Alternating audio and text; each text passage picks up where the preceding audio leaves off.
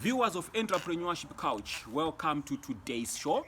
In today's show, we need to quickly highlight to you that whilst in our past episodes, we have been providing you and we have been coming up with guests where we have interviewed a number of entrepreneurs who have shared their experiences, who have shared things that we can learn as aspiring and those that are already running business.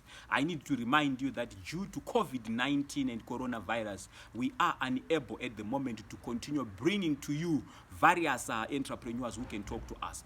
But we have decided to say we cannot keep this show not running because of COVID-19 coronavirus. So for the next few coming days, we are going to continue providing you with very insightful information, very insightful lessons where we can discuss basic things to do with entrepreneurship.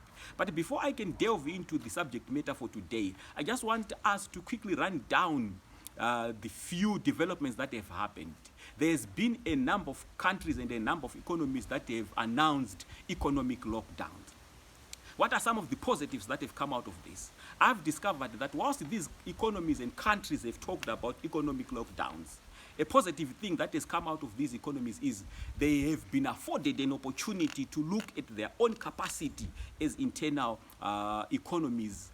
Chief amongst the things that have happened is South African economy, they've already started talking about their own local talent, their own local skill, where they are going to mechanically develop ventilators and manufacturing of ventilators. I think the economic lockdown, in as much as it's something that is going to cause world economic recession for a number of economies, there are a few positives that we can look at.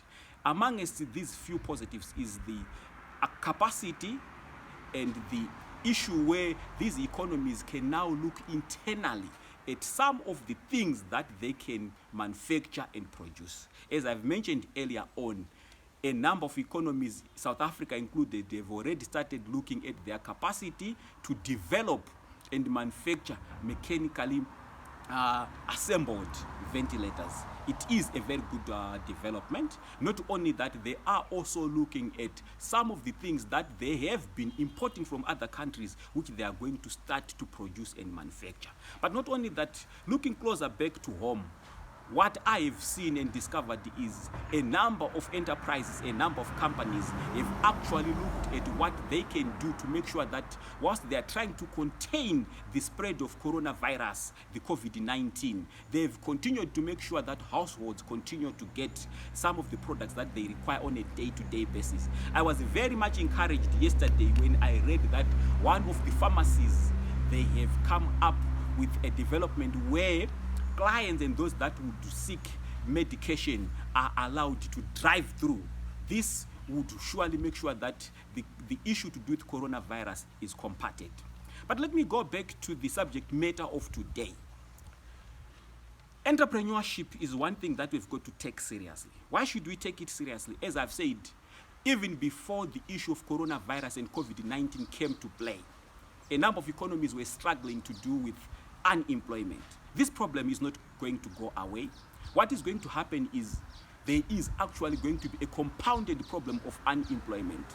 The lockdown of national economies is going to bring in unemployment. There is going to be world economic recession. There is also going to be a challenge to do with redundancy. So people have got to take the issue of entrepreneurship seriously. So let me talk about entrepreneurship as a subject. A lot of people would say, I would want to start and run my own business. But the challenge that I've got is I do not know where to start.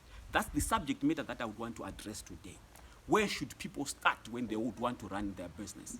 Chief amongst the things that people need to look at is, one has got to look at his own talent, one has got to look at his passion, one has got to look at his skill.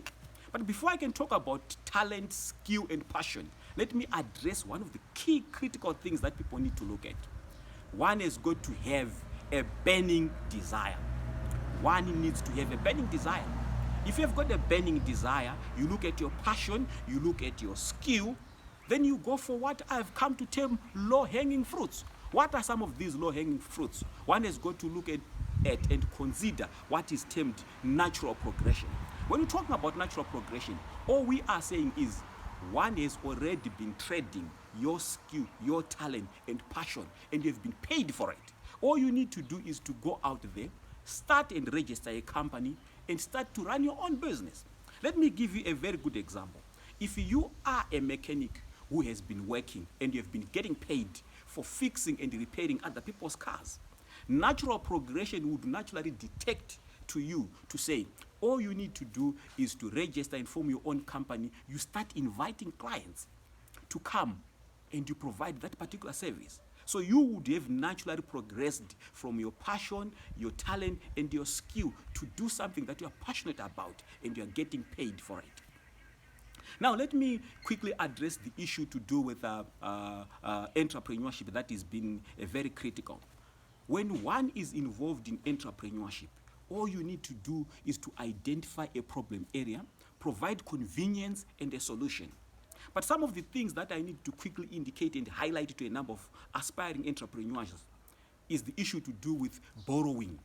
You've got to try as much as you can to avoid borrowing. You have got also to look at the best possible way of minimizing your overheads, because a lot of businesses have failed to pass beyond the 5-year infants of companies because of borrowing. But not only that, why should one engage in entrepreneurship? Entrepreneurship has been known to create alternative revenue streams for those that would not want to leave their employment. So this is one thing that people have got to look at and consider to say, yes, I would want to start and run my own business, but I